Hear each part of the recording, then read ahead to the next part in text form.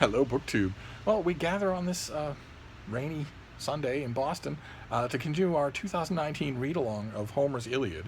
And where we left things off last time, the Trojans were in complete command of the field. Led by Prince Hector, they were running rampant over the Greeks and assaulting the ramparts of the Greek ships themselves. But that quickly changes in the books that we're reading today, because Hera, the queen of the gods, seduces her king, Zeus, and her brother in bed, with the intent of then making him so sleepy that he loses touch with what's going on down on the battlefield. And that happens. And the minute that happens, Jupiter's brother Neptune goes down to the battlefield to pump energy and encouragement into the Greeks and turn the tide of the war. And throughout it all, throughout the books that we're reading now, we see just slaughter on all sides. And you remember I mentioned a couple of weeks ago that as the poem goes on, those little vignettes of slaughter that Homer so excels in, where he, in the course of 6 or 8 lines, will give you a very effective and emotionally touching portrait of some anonymous Greek or Trojan soldier, and then give you explicit details about how they meet their end, where their entrails are, what happens to their eyes, where the spear goes in and where it comes out. That sort of thing happens like a metronome throughout this book, and is, to me, it never actually does make me callous to the slaughter. In fact, more so than that, it sort of rips any scab off before it can grow. That's what I think gives this book its signature horror, is that Homer never really allows us to anonymize the violence. It never at any point does he do that. Now, it wasn't in his mind to do that very 21st century thing. In his mind, or in the mind of, the band of bards who eventually crafted all of this material into something like the shape we have today, in their minds, those moments weren't really important to underscore the horror of war, but were much more important to name check some illustrious relative of some powerful landowner or powerful guest at a banquet or whatever. Those moments have a kind of a plug in and plug out quality to them that gives away that they are as much narrative placeholding devices that you really need if you're going to tell a long story like this from memory, as they are any kind of commentary on the brutality of war. But in our own age, they work very well as commentaries on the brutality of war. And soon, even though the Greeks have been triumphant, soon the tide of battle changes. The queen of the gods seduces the king of the gods into bed and then into a heavy slumber. And he was against the gods interfering in the war. He had his own favorites and wanted the war to play out according to that metric. But the minute his awareness is gone from things, the gods start to interfere again, most especially Neptune, the god of the sea.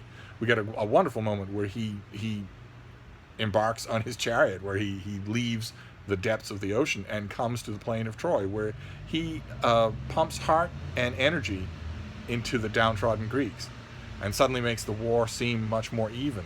The Trojans start to fall back. The Greeks start to regain ground. And it doesn't last for very long, and when the thing that ends it is the thing that started it, which is that the king of the gods wakes up and sees what's happening and immediately sends a messenger goddess, Iris, down to the field of battle to warn Poseidon off, to tell him, you're going against my explicit commands, leave the battlefield at once. She goes and does that. She flies down to the field of battle. She finds Poseidon and she tells him that warning, and he storms at her. Not at her specifically, she's an envoy. He storms at her message and says, this is absolutely ridiculous. I am equal with my brother. The three of us, myself, Jupiter, and Pluto, drew lots to determine where our sway would be. Pluto got the underworld, I got the ocean, and my brother got the sky. But the earth is common to us all, and I'm not a child of his. I'm his equal. He can't order me around. and the messenger goddess pauses for a minute and then does what all good messengers do. Some of them aren't very good at their job, but she does what all good messengers do, which is to try to get a little common sense injected back into things.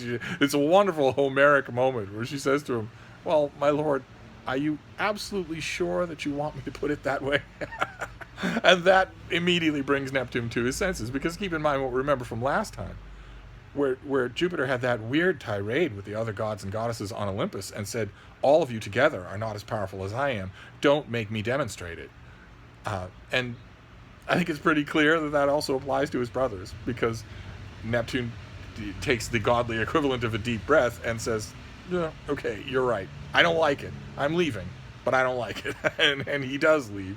And it's really, and the fortunes continue to shift because of that. And you see that in these books. It really hits home what a meat grinder this is, how utterly luckless you are if you are a human caught on the chess field of what these gods want and don't want from moment to moment. Imagine dying with a spear through your throat or through your forehead because a goddess seduced and then slept with a god up on Mount Olympus. Imagine that being the reason. It underscores the fact that these magnificent armed forces on either side are playthings. We see that later on in the books that we're reading today, because although the Trojans have been working hard to destroy or even really damage the Greek ramparts, when it's Apollo's time to go at those ramparts, he kicks them like a child would a toy, and they come apart. That's the kind of forces that these poor mortals are trapped in between. We see in the books that we're reading today another very pitiless moment where Zeus actually fills Hector himself with cowardice and makes him call for a general retreat, when we get the strong impression from reading the poem that, unmanipulated by the gods, Hector would have fought rather than flee. But the main thing that happens in the books we're reading today, of course, the famous thing that happens here, Hector himself is badly wounded in these books and needs a long time to recover. There's huge give and take back and forth between the marquee names on either side. Prince Sarpedon, a son of Zeus, is killed. But the big thing that happens here is that, heartbroken at the changing fortunes of the war, Patroclus, the young friend of Achilles, and keep in mind, Achilles has withdrawn his forces, himself and his forces, from the war, out of pique at a slight that he received at the hands of High King Agamemnon, the leader of the Greeks. He has withdrawn his fighting force. They haven't left Troy. They haven't sailed away, but they are in their camp. They refuse to fight. And these are great warriors. They would make a difference in the war, and so would Achilles, of course, the greatest warrior on the field of Troy. And his friend Patroclus has been watching the back and forth of this war all along. The wounded Greek captains, the cries of wounded ordinary soldiers, the influence of the gods back and forth. And finally, he prevails upon Achilles, if not to enter the battle himself, then at least to lend Patroclus his own armor, his god-forged armor, so that Patroclus can enter the battle. And Achilles does.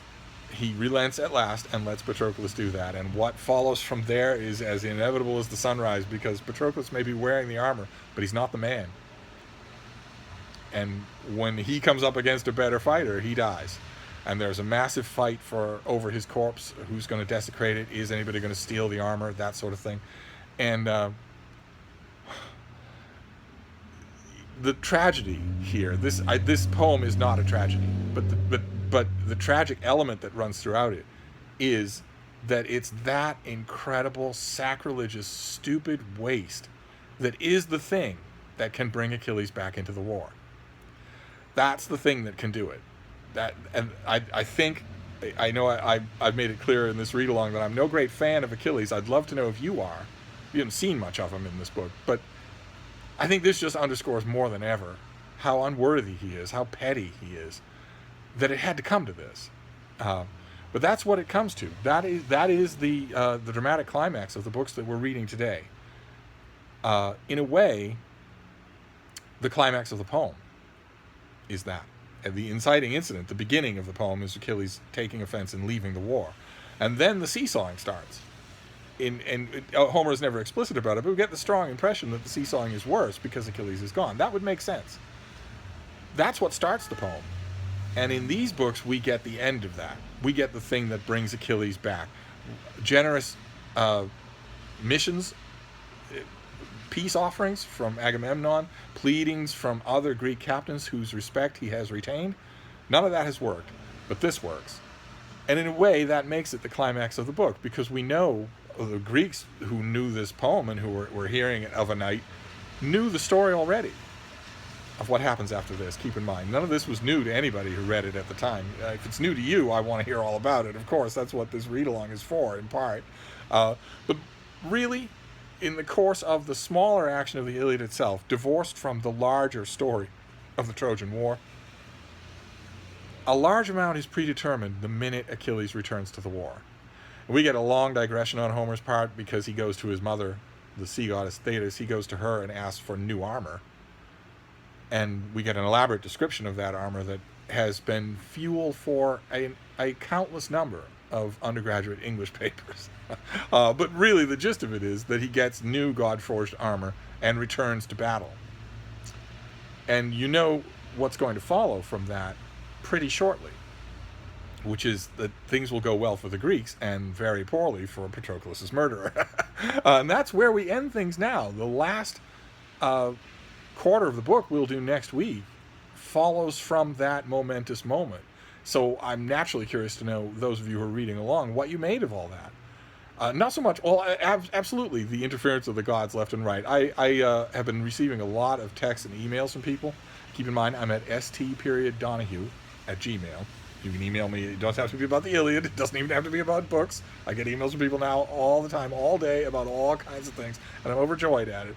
But I've been getting lots of emails from people saying that they really liked my observation in the first of these read-alongs this time around, that in a lot of ways this really is comparable to an epic fantasy. People have been emailing me telling me that was the penny I needed to drop to finally stop being intimidated by this book. You're right. These supernatural, superpowered, but yet human-like beings are interfering willy-nilly in a battlefield between humans. And now, all of a sudden, I know how to read that. Because you're right, I pointed out, we've read this before. Even if you've never read the Iliad, you've read that story before. And that element is very strong in these books. So, of course, I want to know what you made of that. But I also, mainly want to know what you made of the whole climactic development of Patroclus and Achilles. A lot of you will have read, was it The Shield of Achilles? The Song of Achilles? Madeline Miller's book? Her great, just a fantastic, I loved it, her fantastic novel about Patroclus and Achilles. And I, of course, had great fun writing this whole bit myself in my own novelization of the Trojan War called Troy War. I had great fun writing this moment because when I have Patroclus put on Achilles' armor and go to war, every time he closes with a Trojan, and I took great delight, much as I think the poets did, in describing the gore of the killings, every time he closes with a Trojan that he's about to kill, at the last minute the Trojan realizes and says, "You're not Achilles." And every single time Patroclus says, "Close enough," until he gets to Hector, who says, "You're not Achilles." And Patroclus says, "Close enough." And Hector says, "Not really." and brochets him. I had a great deal of fun doing that, and other adapters of this always, this is the crux of the poem, so they always come to it in their own way. And I'm guessing that quite a few of you maybe came to it from Madeline Miller before you came to this.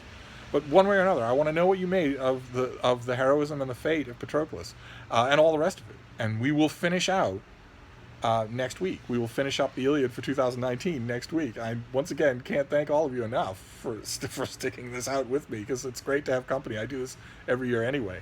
But we're going to wrap this up for now, but I'll be back. Thank you, Book 2.